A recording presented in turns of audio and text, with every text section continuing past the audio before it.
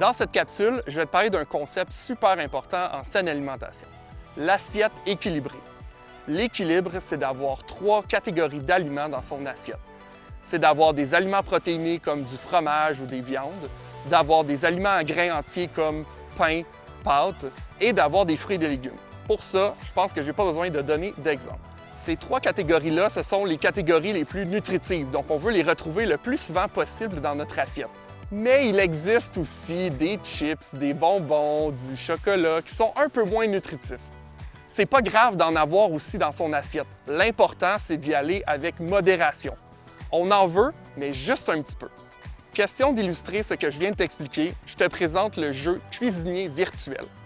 Ensemble, les jeunes vont avoir à créer différentes recettes à l'aide d'ingrédients mystères qui vont leur être distribués. La beauté de cette activité-là, c'est qu'il n'y a aucun aliment physique qui est inclus. On va utiliser seulement les cartons d'aliments Tremplin Santé. Si jamais vous n'avez pas les cartons d'ingrédients Tremplin Santé sous la main, vous pouvez aussi utiliser des circulaires ou demander à vos jeunes de dessiner des aliments avant l'activité. Tu auras besoin aussi de cônes pour délimiter ta zone et peut-être d'un tableau pour garder les points.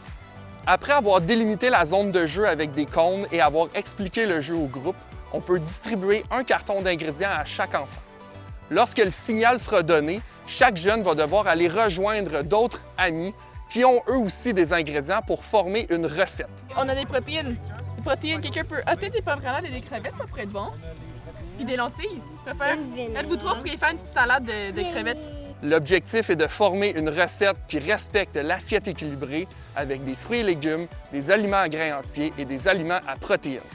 Et lorsque toutes les recettes sont complétées, l'animateur arrête le jeu et fait une vérification des recettes. Donc nous, ici, on a un petit morceau de dinde avec la truite arc-en-ciel, assaisonné d'ail et d'oignon. À ce moment-là, c'est un bon moyen de discuter avec les enfants. Fait que dans le mélange de crêpes, on met des pruneaux. Ouais, puis OK. on pourrait faire le sirop avec un peu Ananas de... puis quasi. Ouais. C'est une bonne idée. Lorsqu'on a terminé le premier tour de vérification des recettes, on reprend les cartons d'ingrédients, on en redonne des nouveaux à chaque enfant et on donne le signal pour une deuxième manche. À ce moment-là, on encourage les enfants à aller voir d'autres chefs cuisiniers pour créer de nouvelles recettes. On a besoin de vous pour faire une salade. Si jamais vous voulez pimenter un peu votre jeu, vous pouvez imposer une thématique pour les recettes créées par vos enfants. Par exemple, on leur demande de créer des recettes uniquement du temps des fêtes. On a du poulet ici. Sinon, vous pouvez imposer une contrainte sur le nombre d'aliments à ajouter dans la recette. Bonne cuisine! J'ai hâte de goûter à mes belles pacanes.